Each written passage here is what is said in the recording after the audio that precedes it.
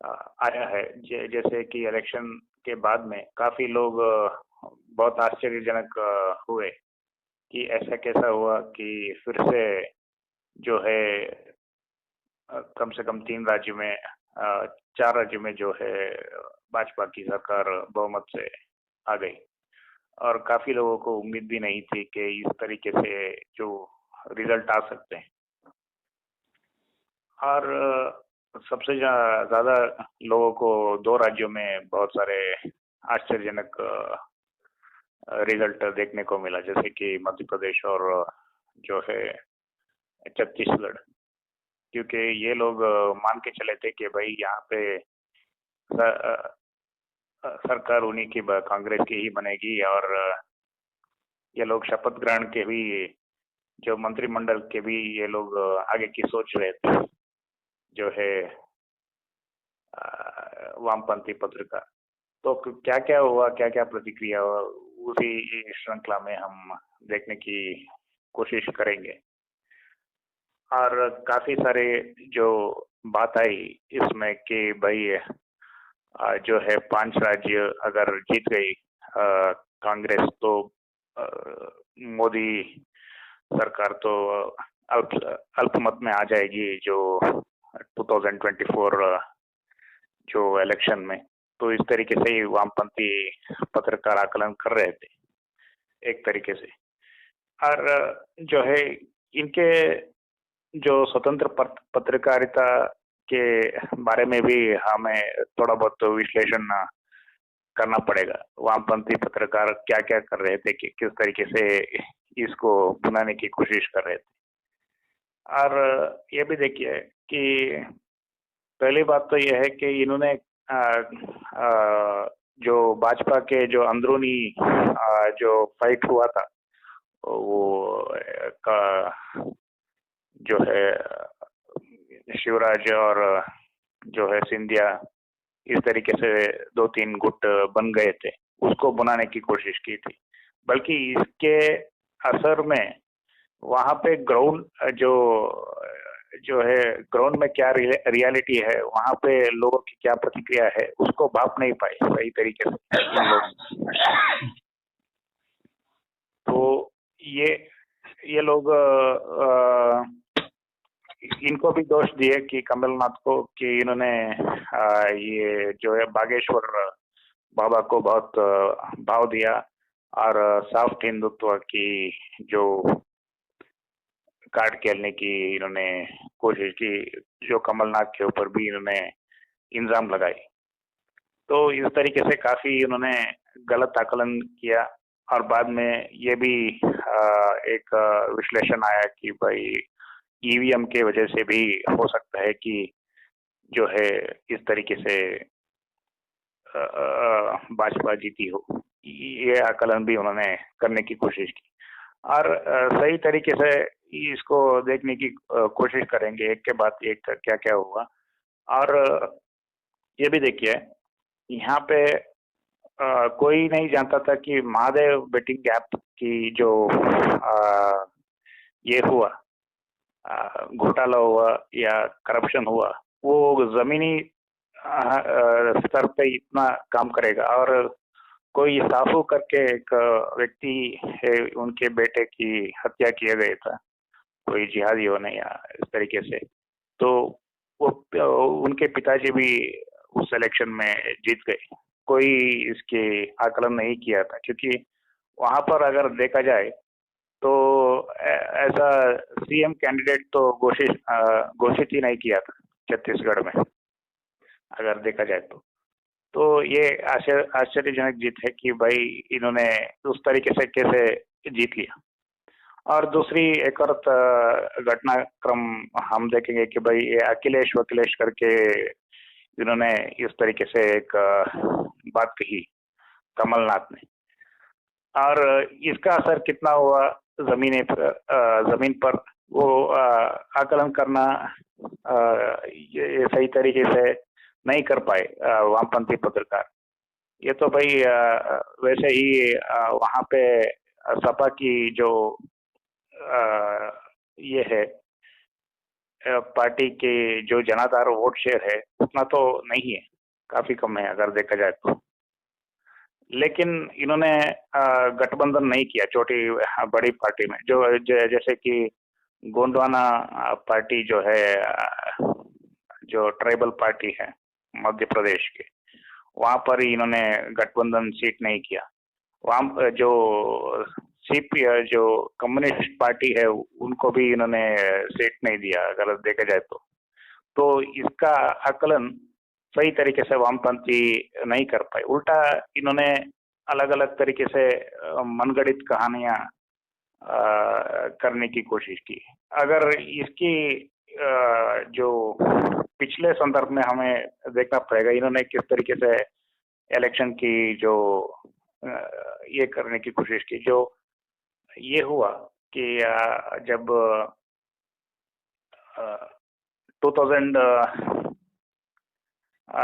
ये इलेक्शन जो उत्तर प्रदेश की इलेक्शन में अगर देखा जाए तो इन्होंने ये नैरेटिव का खड़ा करने की कोशिश की, भाई ब्राह्मण नाराज है वहां पे, तो इस तरीके से झूठी नैरेटिव का खड़ी करने की कोशिश की। और एक और चीज ये है कि वहां पे उस समय जो मैं उत्तर प्रदेश की इलेक्शन की बात कर रहा हूँ, इन्होंने उस टाइम पे ये हाथरस हुआ था, और उस टाइम पे ये भी हुआ था, क्या किसान आंदोलन भी हुआ था। तो वो सब इन्होंने इस तरीके के नैरेटिव बना की कोशिश की, भाई किसान नाराज है तो इसलिए जो है अखिलेश बहुमत से आएंगे। तो उस टाइम पे भी ये गलत साबित हुए, और इस टाइम पे भी भारी बहुमत से फिर से जो है शिवराज की सरकार आई। तो मैं आगे कंटिन्यू करूंगा कुछ चीजों पर, आप कुछ कहेंगे इसमें? देखिए, पहली बात तो यह है कि अब तो ये तो अब इतिहास बन गया। अब तो ये अतीत की घटना हो गई। इसका रेलेवेंस तो अब बहुत ज्यादा नहीं है, थोड़ा बहुत है। अब इसमें यह है कि कोई भी पार्टी है उसको सीख लेनी है, ले सकते हैं, क्यों हारे क्यों नहीं, उसका विश्लेषण वे करें और उसमें फिर वे आगे बढ़ें। अभी मुझे लगता है कि कोई उनका अपनी तरफ से, उनकी तरफ से तो पता नहीं कोई विश्लेषण आया कि नहीं आया, मुझे पता नहीं कि उन लोगों ने क्या इसको अभी अपना मतलब विश्लेषण करके कोई बात सार्वजनिक कुछ किया है कि नहीं मामले को। तो अब किए रहते तो शायद हो सकता है आता समाचार में, लेकिन आया नहीं, मुझे तो जानकारी नहीं है। तो सीखना कांग्रेस को ही है, क्योंकि हारे हुए को सीखना होता है। और बीजेपी तो जो है ना कि असल में देखिए, बीजेपी का जो ग्राउंड वर्क है ना बहुत जबरदस्त है, और वो इस तरह की मशीनरी है कि वे सब जो है वो सालों भर तैयारी करते ही रहते हैं चुनाव की, और हर समय चुनावी मोड में ही रहते हैं वे सब। और उनके बहुत सारे लेवल है, कोई एक लेवल नहीं है जिसके आधार पर जो है, इसीलिए इनका जो है कैलकुलेशन फेल हो जाता है। जितने ये जो पत्रकार हैं, विश्लेषक हैं, यूट्यूबर, पत्रकार जो भी हैं, तो इनका विश्लेषण जो है उतना सटीक नहीं बैठता है, क्योंकि बीजेपी जो है ना बहुत स्टेटअप पर काम करती है। कोई एक स्टेटअप नहीं है उसका, एक स्टेटअप नहीं है उसका कि आप सिर्फ वहीं से उसको जो है काट खोज लेंगे। हाँ, तो इतने स्तर से उसने, इतना कॉम्प्लेक्स उसका सिस्टम है कि उसको बुझना भी कठिन है। उसमें इतना जबरदस्त नेटवर्क है, पैसे का भी नेटवर्क है, वो अलग अलग मतलब उनके जो है संस्थाएं लगी हुई हैं, सामाजिक संस्थाएं लगी हुई हैं, धार्मिक संस्थाएं लगी हुई है, आर्थिक संस्थाएं लगी हुई है, और उनके जो कंपनियां लगी हुई है। हाँ, और उसके लीगल एडवाइजर्स है, पत्रकार है, बुद्धिजीवी है, कवि है, कोई एक दो नहीं है, गायक लगे हुए हैं, गाना गा रहे हैं उसका है, उसके एजेंट हैं, वो घूम रहे हैं, कर रहे हैं। उनका बराबर चल रहा है, लोगों को किसी को नौकरी दे रहे हैं, किसी को कहीं ठेका दे रहे हैं, मतलब कोई एक दो काम नहीं है कि जिसके आधार पर जो है काट खोजे। तो इतने सारे को मिला करके फिर उसके पास बड़े चेहरे हैं। मोदी के टक्कर का चेहरा इनके पास नहीं था। मोदी के नाम पर चुनाव लड़ा गया, आप देखे होंगे किसी को भी कोई फेस नहीं बनाया गया था। तो कुछ एनालिस्ट ये भी कह रहे थे कि भाई ये तो एक बीजेपी के लिए बहुत फॉल्ट सिस्टम होगा, बीजेपी को इससे नुकसान उठाना पड़ सकता है कि चेहरा नहीं है।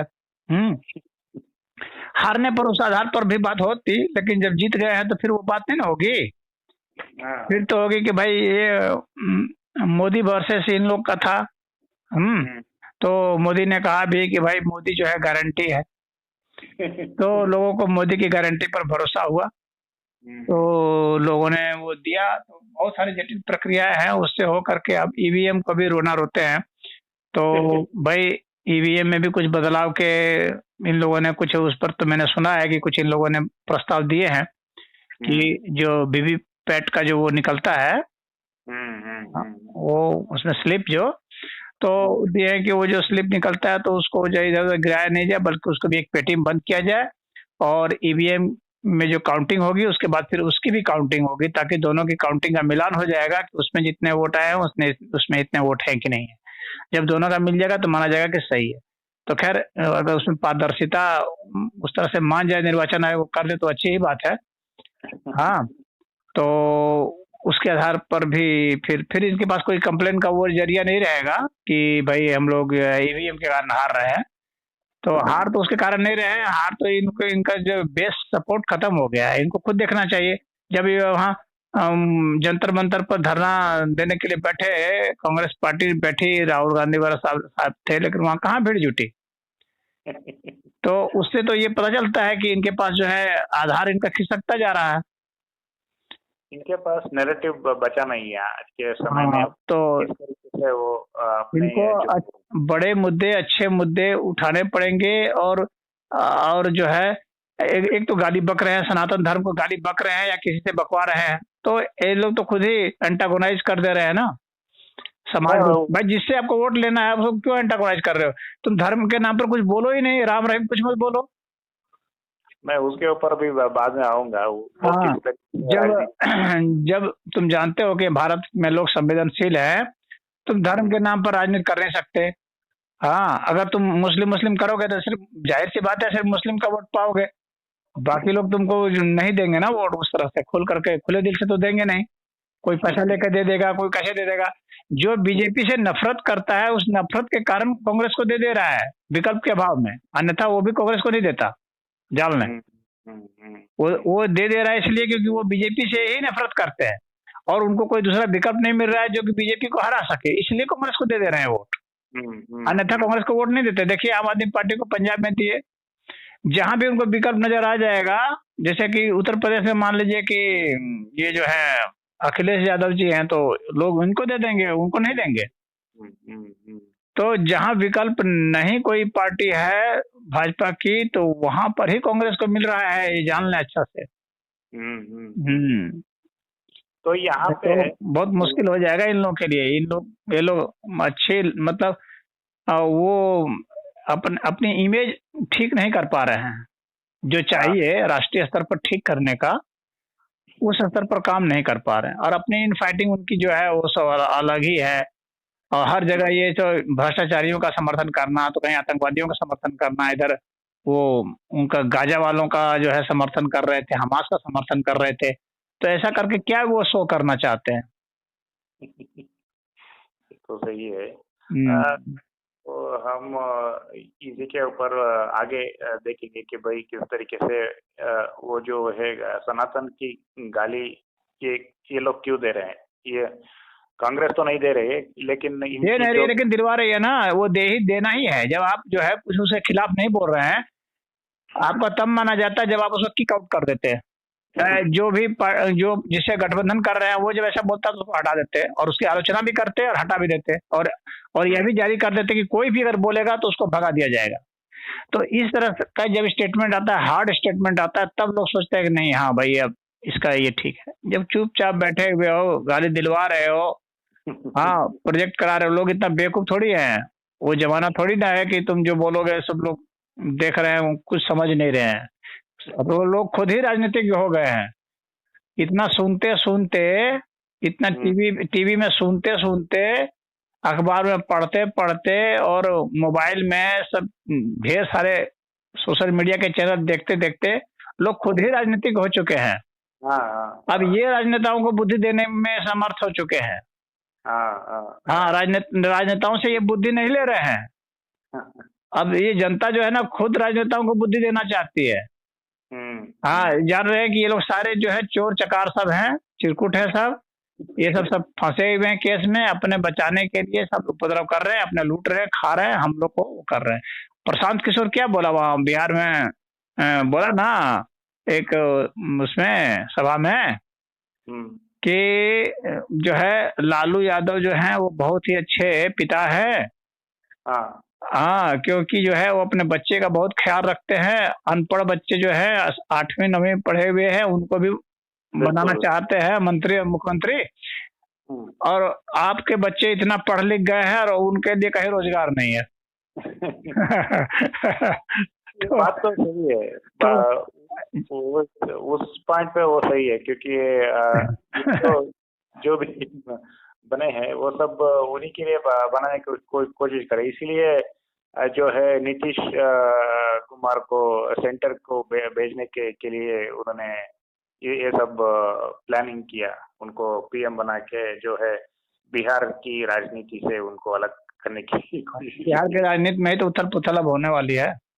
हाँ, वो तो हो रही है। हाँ, अभी उस पर आएंगे, क्योंकि काफी जो लेयर है उसको हमें देख करके जो वर्तमान जो राजनीति है उसको भी हमें देखना पड़ेगा। अब लालू ने तो कांड कर दिया है। लालू ने खेल कर दिया है। हाँ, अब नीतीश क्या खेल करते हैं ये देखना है। नहीं, नीतीश कुमार के पास अब कितने बार पलटेंगे ये भी एक सवाल है, और कितनी विश्वसनीयता से वो लोग लेंगे फिर से वही बीजेपी उनको सरकार बनाने के लिए, ये भी एक प्रश्न है। और फिर से हम देखेंगे उस बिंदु पर आके। और ये पत्रकार लोग खास करके एक जो है ये वामपंथी पत्रकार अपने आप को ये कहते हैं कि भाई हम सरकार से विरोध में हमेशा खड़े रहेंगे, लेकिन इनके पत्रकारिता में इन्होंने कभी जो है ये इंडी अलायंस के दल में जो सरकार के विरोध में क्यों खड़े रहोगे, इसके पीछे क्या लॉजिक है? नहीं, मैं उसी के तरफ आ रहा था कि मान लेते हैं ये सही है, उसका कारण बता रहे हैं सरकार के विरोध में क्यों खड़े रहोगे। ये कहना चाहिए ना कि सरकार जो गलत काम करेगी उसके विरोध में खड़े होंगे। ये काम पत्रकार का ना होता है कि पत्रकार का ये काम थोड़ी होता है कि सरकार चाहे कुछ भी करेगी, अच्छा भी काम करेगी तो हम विरोध में खड़े रहेंगे। नहीं, ठीक है, ये बात है। नहीं, इनके ही जो कहे हुए शब्द है उन पर भी ये टिके हुए नहीं है। मैं उसी के एक्सपोज करने वाला था, उसी को हिपोक्रेसी को समझाने वाला था कि भाई और सरकार पत्रकारों की परवाह नहीं करती है। नहीं आगे इतना ये सब चिरकुट पत्रकारों की परवाह नहीं करती है, क्योंकि ये जिनके एम्प्लॉय है ना, सरकार उसी से डील कर लेती है। मैं उसी तरफ से आ रहा था, जैसे कि भाई अगर सरकार जो है अशोक गहलोत के टाइम पे इन्होंने अशोक गहलोत की नीतियों को कभी जो है क्रिटिसिज्म नहीं किया, और जो है जो झारखंड की जो है वहां पर उन्होंने कभी ये क्रिटिसिज्म नहीं किया। जब लालू जो नीतीश थे भाजपा के तरफ से, तब तो नीतीश कुमार को इन्होंने काफी जो है आलोचना करते थे। जब यहाँ इधर से वामपंथी दल पे इन्होंने शामिल हुआ, तब इन्होंने आलोचना करने छोड़ दिया। डीएमके जो है तमिलनाडु में उसकी आलोचना नहीं करते। तो काफी सारे जो नॉन भाजपा सरकार है। हाँ, तो कहने का मतलब यही है कि ये पक्षपाती हैं, ये खुद ही अपने को एक्सपोज कर दिए। हाँ, कि हम लोग पक्षपाती हैं, हम लोग जो है सही काम भी होगा तो हम लोग खिलाफ में ही बोलेंगे। तो बोलो, तुम्हारे खिलाफ होने से क्या होता है? सरकार के पक्ष में भी तो बोलने वाले लोग हैं, बीजेपी के पक्ष में भी तो बोलने वाले पत्रकार हैं, मीडिया है। तो तुम्हारे से उसको कौन फर्क पड़ रहा है? क्योंकि तुम जितना चिल्लाओगे सही बात में खिलाफ में, उतना ही बीजेपी का वोट बढ़ेगा।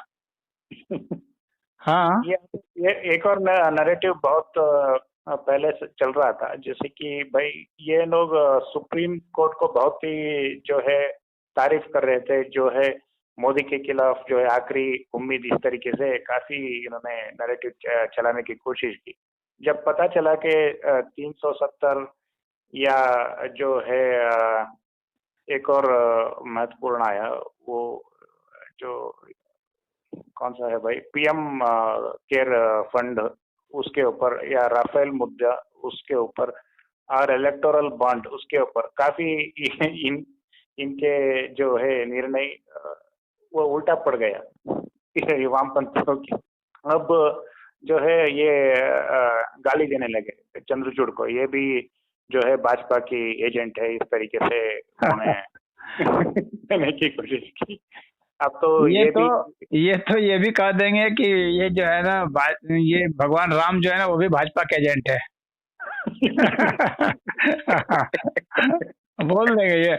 अब जब जो वो होगा ना, क्या कहते हैं, जब उद्घाटन होने जाएगा, वहाँ प्राण प्रतिष्ठा जब होना है ना जनवरी में, हाँ। तो उसके बाद फिर तो यही बोलेंगे बीजेपी ने तो इनको और अच्छा से एक्सपोज कर दिया है, निमंत्रण वगैरह भिजवा दिया इनको, और अच्छा से पता था कि ये लोग तो आएंगे नहीं, लेकिन ये नहीं आएंगे ये पता पूरे हिंदू समाज को चल जाएगा और सिद्ध हो जाएगा कि ये हिंदू विरोधी है। तो बीजेपी ने तो अपना गेम तो बहुत ही तगड़ा खेला है, और ये बीजेपी के गेम में ये फंसते चले गए। हाँ, और इनको फंसते ही जाना है, क्योंकि ऐसा बीजेपी वो कार्ड खेल दे रही है ना कि उसका ये लोग बीच का रास्ता निकाल नहीं पा रहे हैं। मैं उसी की तरफ बढ़ने वाला था, क्योंकि ये आगे की जो डिस्कशन है उसके ऊपर आएगा कि भाजपा ने जो एक बहुत अच्छा गेम खेला है, इसमें कैसे फंसेंगे और किस तरीके से ये प्रतिक्रिया पब्लिक में आएगा।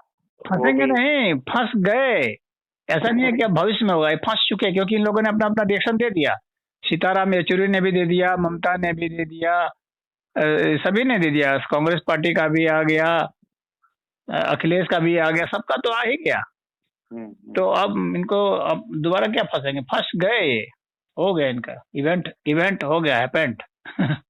अभी एक और चीज यहाँ पे निकल कर आई, जैसे कि इन पत्रकारों ने काफी बार आपसी लड़वाने की कोशिश की, जैसे कि भाई मैंने कहा कि शिवराज बनाम मोदी बनाने की कोशिश की, और उसके बाद इन्होंने जो है वसुंधरा बनाम जो है मोदी बनाने की कोशिश की, और ये भी नहीं चला। कभी कभार इन्होंने संग नाराज है, इस तरीके से वो भी इस तरीके से नैरेटिव बनाने की कोशिश की, और काफी जो है कभी कभार ये चुनाव आती है जहाँ पे उत्तर प्रदेश है, वहाँ पे ब्राह्मण नाराज है भाजपा से। खैर ये तो खैर ये सब दांव पैंच है, ये तो राजनीति के दांव पैंच है, ये तो विपक्षी पार्टियां जो होती हैं वो खेलती हैं। ये तो लेकिन इससे इनको फायदा नहीं होगा, उतना वोट ट्रांसफर नहीं होगा जैसा सोचते हैं ये, कि इस तरह का नैरेटिव गढ़ने से कोई वोट ट्रांसफर हो जाएगा, तो ऐसा कुछ भी नहीं होगा, या वोटर कंफ्यूज हो जाएंगे, तो ऐसा कंफ्यूज नहीं होंगे, क्योंकि वोटर भी अब पत्रकारों तक को भी पहचान गए हैं कि कौन पत्रकार किस खेमे में है। वो वोटर तब कंफ्यूज हो सकता था जब आप निष्पक्ष पत्रकार के रूप में अपनी छवि रखते। हाँ, तो कंफ्यूज थोड़ा बहुत हो सकता था, चांस था थोड़ा बहुत होने का, लेकिन जब पत्रकारों का भी आइडेंटिफिकेशन हो चुका है कि कौन पत्रकार किस खेमे में है, तो फिर उनकी कही भी बात को तो बिल्कुल खारिज कर देते हैं कि इनकी तो सुननी ही नहीं है, ये जो बोलेंगे खिलाफ बोलेंगे, तो इसलिए उनकी बात नहीं मानते हैं। अपनी क्रेडिबिलिटी खो चुके हैं वे पत्रकार, क्रेडिबिलिटी खो चुके हैं। और काफी जो है, जो भी एक माहौल क्या है करके एक पत्रकार है, जैसे कि न्यूज़ 24 के, उन्होंने काफी सर्वे किया, और काफी जो है मध्य प्रदेश में जो एक एग्जिट पोल आया, उस हिसाब से भी देखा जाए तो भाजपा काफी पीछे था।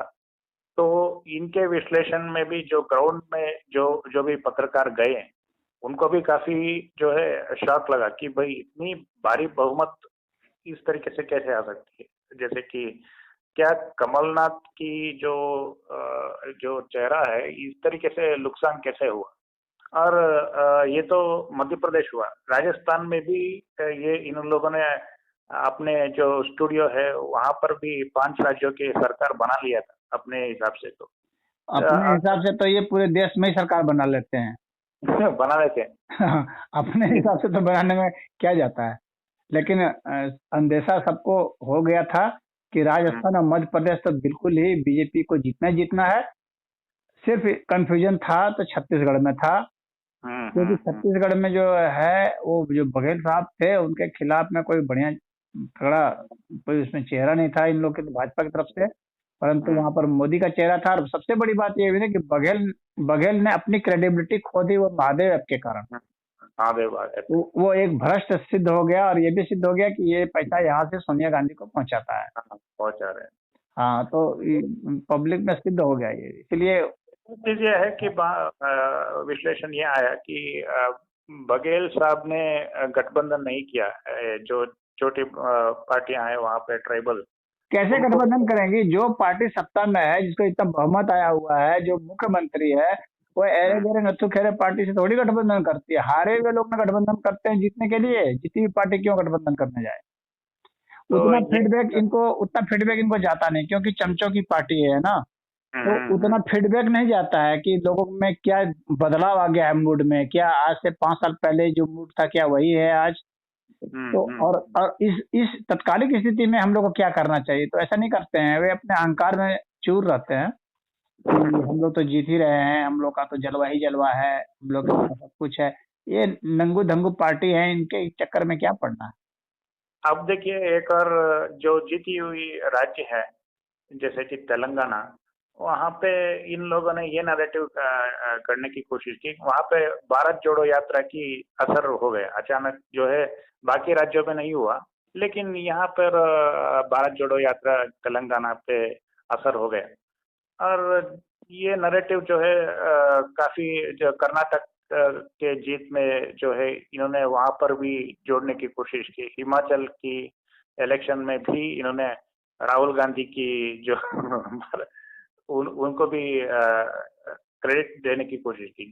जो भी अच्छी रिजल्ट आती है वो राहुल गांधी के चोले में डाल देते हैं, और जो भी बुरी रिजल्ट आती है वो जो है हिंदू जो उत्तर भारत बनाम दक्षिण भारत बनाने की कोशिश की। उत्तर भारत जो है अब सांप्रदायिक हो चुकी है, इस तरीके से वो वोटरों को भी गाली देने की कोशिश करते हैं। हाँ, तो ठीक है, अब उनको उत्तर भारत में चुनाव नहीं लड़ना चाहिए था। जब ऐसा मान चुके हैं, तब अब उनको उत्तर भारत में चुनाव नहीं लड़ना चाहिए, छोड़ देना चाहिए कि जो अन्य जो पार्टियां हैं, सपा बसपा ये सब जो है, हाँ, जनता दल, ये सब लड़ लें। अब भैया वहाँ सांप्रदायिक हो चुके हैं लोग, अब हम यहाँ नहीं रहेंगे, अब हम सेकुलर जो दक्षिण भारत है वहीं लड़ेंगे। नहीं, इसका भी विश्लेषण वहाँ लड़ लें, इसका भी विश्लेषण करेंगे। पहले ईवीएम के विश्लेषण करेंगे। भाई ईवीएम क्या हैक हुआ है, क्या इस इलेक्शन में कितना जो है प्रभाव हुआ है, क्योंकि वामपंथी पत्रकार के अनुसार 2-3 फैक्टर वो हमेशा गिनाते हैं, जैसे कि ईडी, सीबीआई और ईवीएम। कौन वामपंथी पत्रकार को सुन रहा है? सुन करके क्या उखाड़ा ले रहे हैं? नहीं, वो तो एक कार्टून पत्रकार हो चुके हैं, लेकिन तो सरकार का तो कुछ बिगाड़ नहीं पा रहे हैं, न निर्वाचन आयोग का बिगाड़ पा रहे हैं, न कहीं सिद्ध कर पा रहे हैं, न कोर्ट में। अरे भाई, कोर्ट में मुकदमा करो। जब तुमको लगता है कि वो ये है तो कोर्ट में मुकदमा करो। तो इस तरीके से जो नैरेटिव बनाने की कोशिश करते हैं, कितनी सच्चाई हो सकती है? जैसे कि ईवीएम के बारे में ये सच्चाई तो देखिए, सच्चाई तो कुछ भी हो सकता है। सच्चाई तो दोनों, सच्चाई ये हो सकती है कि उसमें कुछ घपला होता हो, और ये भी हो सकता है कि कुछ भी घपला नहीं होता हो, क्योंकि हम लोग क्या जानते हैं कि क्या हो रहा है क्या नहीं हो रहा है। मैं इसी के इतिहास में, जहाँ तक पॉसिबिलिटी की बात है, तो पॉसिबिलिटी तो दोनों ही तरफ है। मैं इसी के इतिहास में जाने वाला था। पहली बार जो ईवीएम पे आरोप लगाए पार्टी, वो है खुद भाजपा ही लगा रही थी। हाँ, जब मनमोहन सिंह की सरकार थी तो बीजेपी कहते थे कि ये जो ईवीएम जो है ये सब गड़बड़ कर दे रहे हैं। गड़बड़ कर रही है। ये इनके जो पूर्व इतिहास है उसको भी हमें जाना पड़ेगा। लाल कृष्ण आडवाणी एक ये लिखते अपने किताब में ये लिखते हैं कि भाई जो है उस समय में 80s और इस तरीके से कह रहा हूँ कि कांग्रेस ऐसी इंक रशिया से लाई थी जैसे कि सारा वोट जो है कांग्रेसियों के ही पाले में जाता था। तो क्यों हार गए सर? सवाल ये उठता है ना, फिर इनको कभी हारना नहीं चाहिए था कांग्रेसियों को। तो इस तरीके से ये पहला उस टाइम पे पहले तो कांग्रेसियों को तो यही सोचना चाहिए था कि भैया जब हम लोग इतने उस्ताद हो ही गए थे, छेड़छाड़ कर ही दे रहे थे, सब वोट अपना ले ही रहे थे, तो फिर हम लोग हारे क्यों? हाँ, पहले तो कांग्रेसियों से यही पूछा जाना चाहिए कि तुम लोग हारे क्यों भाई? तुम लोग की सरकार से तुम लोग को तो बीजेपी को कभी आने ही नहीं देना चाहिए था। नहीं, ये आरोप जो है आडवाणी जी कांग्रेसियों के ऊपर लगा रहे हैं कि भाई रशिया से कोई इंक लाए हैं, इसलिए हर वोट जो है वो इनके ऊपर ट्रांसफर हो रहा है।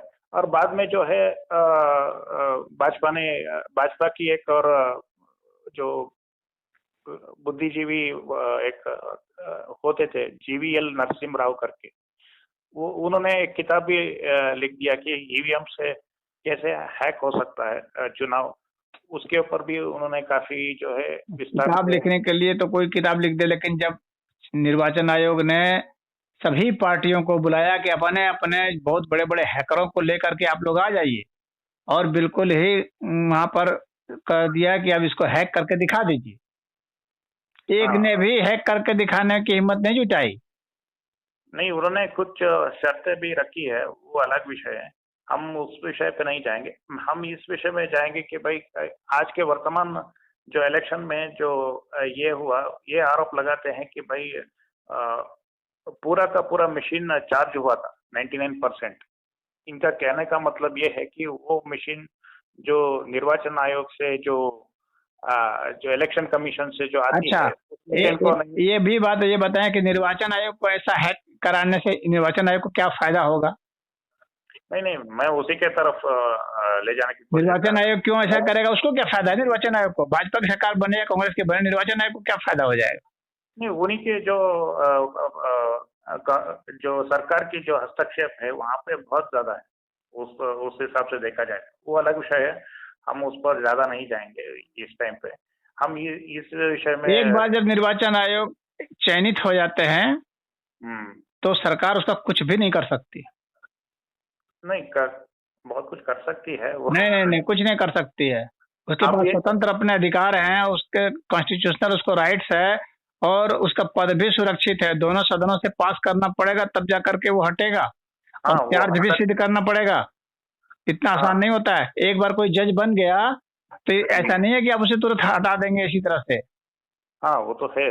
हाँ, तो जब एक बार बन गया ना, आप चंद्रचूड़ बन गया, क्या मोदी के दबाव में थोड़ी नहीं चंद्रचूड़ है? नहीं, इनके हिसाब से तो अब है इनके आरोप। अब अरे तो इनके हिसाब से तो ये खुद ही है, ये खुद ही एजेंट है भाजपा के। वो ऐसा भी कर देगा कि भाजपा के एजेंट हो क्या? तुम खुद हो भाजपा के एजेंट। राहुल गांधी खुद एजेंट है। राहुल गांधी भाजपा का सबसे ज्यादा वोट बढ़ाता है अनाप शनाप बक के। तो मैं उसी के तो उस तरह से तो एजेंट तो राहुल गांधी खुद सिद्ध हो जाते हैं। कितने तो बीजेपी वाले कहते हैं कि जब तक राहुल गांधी हैं तब तक हम लोग आराम से जीतेंगे। ये उन्होंने कहा था, क्योंकि राहुल गांधी हम लोग का वोट बढ़ाते हैं। मैं खुद सिद्ध हो जाते हैं। मैं उसी हिसाब से कह रहा हूँ। जो इन्होंने मशीन जो है 99% चार्ज हुआ था, कहना का ये तात्पर्य है कि भाई जो प्रोग्राम किया हुआ मशीन है वो जो इलेक्शन के टाइम पे उन्होंने यूज किया था। और एक और आरोप जो है खास करके उत्तर प्रदेश में इलेक्शन पे एक आरोप आया था कि भाई मुसलमानों को वोट करने के लिए नहीं दिया गया था, और काफी जो मुसलमान वोटर की जो वोटिंग लिस्ट है उसको हटा दिया गया था उस टाइम पे। तो ये भी एक आरोप आया था। और इनकी एक और ये है कि भाई जिस हिसाब से एग्जिट पोल आया है उस हिसाब से देखा जाए तो मार्जिन कम होना चाहिए, बहुत कम मार्जिन पे जो है भाजपा, और लेकिन भारी बहुमत से ये आ गया। और ये भी एक कहते हैं कि कभी कभार जो है दूसरे राज्यों में भी जीत जैसे कि तेलंगाना में इन्होंने जीत हासिल की, जानबूझ के इनको जिताया जाता है ताकि शक ना हो कि सारे जो है हैक हुआ है। क्योंकि आप जैसे ही सवाल करेंगे जो है आपने कर्नाटक कैसे जीत लिया, आपने तेलंगाना कैसे जीत लिया, इस तरीके से तर्क भी आएगा उस दूसरे तरफ से। तो पंजाब ये कैसे जीत लिया, हिमाचल कैसे जीत लिया, बंगाल कैसे जीत लिया। ममता बनर्जी भी तो बोलती थी बंगाल कितना भारी बहुमत से ममता जीती, तब ममता नहीं बोले कि ईवीएम खराब है। हाँ, नीतीश तो कुमार जीत ही रहे हैं, सरकार बना ही रहे हैं, बीबी पटनायक जीत ही रहे हैं, स्टालिन जीत ही रहे हैं, सब तो ये सब जीत ही ना रहे हैं। इतना कर्नाटक जीत ही गए हैं, केरल में कम्युनिस्ट जीत ही रहे हैं। नहीं जब ईवीएम सही होना होता तो बीजेपी जीत जाती, वहां भी जीत जाती। ये लोग क्या बीजेपी का बिगाड़ लेते हैं। नहीं, इनका यही कहना है बीजेपी कि तो कह ही रही थी कि भाई हम लोग भी तेलंगाना में सरकार बना रहे हैं। मैं वही कह रहा था, इनकी जो लॉजिक ये है कि जानबूझ के जिताया जाता है। अगर मान लीजिए भाई ये हाँ तो जानबूझ के जिताया जाता तो ये तुम एहसान ही मान लो फिर निर्वाचन आयोग का। निर्वाचन आयोग ने तुमको एक जगह की सीट दे दी, नहीं क्योंकि भाई तो वो भी नहीं देते।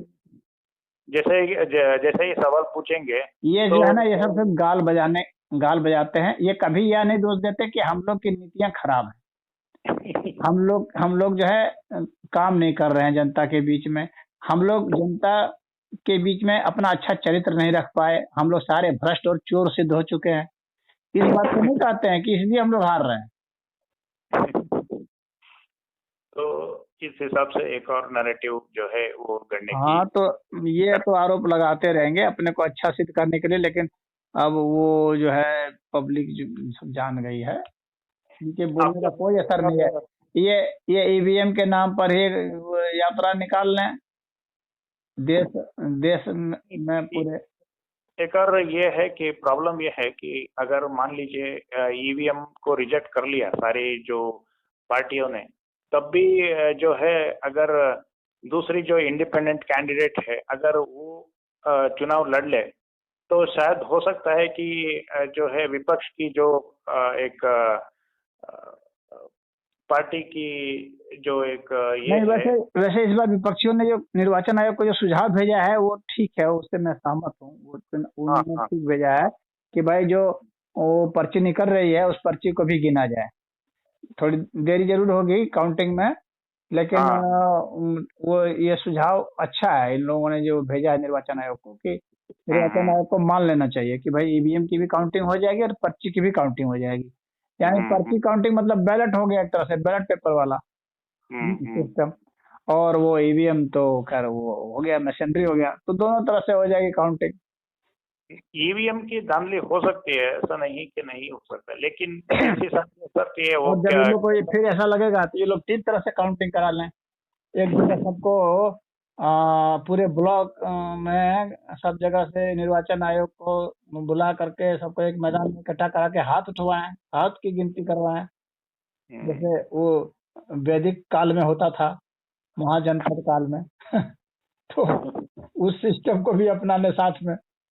हम्म। हाँ, अब जो है ये एक और थियरी ये आया कि भाई वहां पे सबसे जान अच्छी बात ये होगी कि ईवीएम से भी पर्ची वाला तो जो है वो भी ठीक है, लेकिन इससे आगे मैं समझता हूँ कि वो है ऑनलाइन वोटिंग जो है वो कराएं और एडवांस स्टेज में जाएं। हाँ, वहीं इलेक्शन का जो है पर्चा वर्चा भी वहीं से भरवाएं, वहीं से वोटिंग कोई भी व्यक्ति कहीं से भी वोटिंग कर ले, विदेश में हो यहाँ कहीं भी हो। और वो जो है वो सुरक्षित रहेगा, उसमें सबका अपना बायोमेट्रिक्स डाटा के साथ जो है एंट्री होगी और अपना